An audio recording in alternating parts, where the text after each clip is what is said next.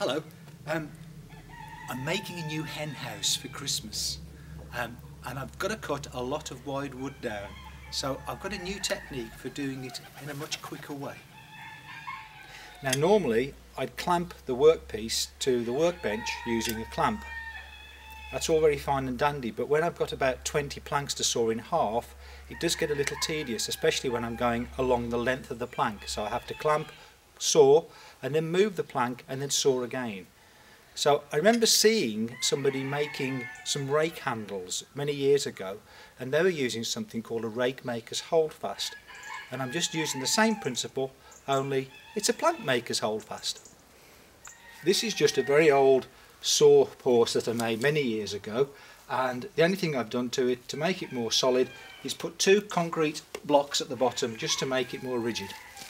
And I get my plank, and that's it. It's held in place. When I saw, that will be firm.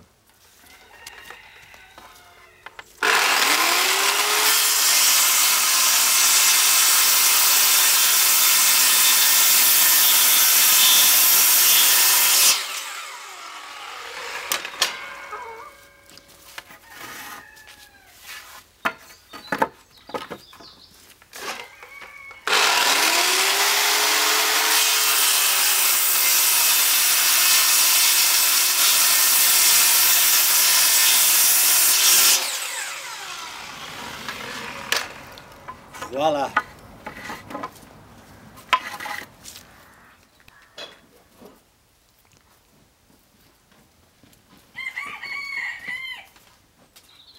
And from Sweet and me, thanks for watching.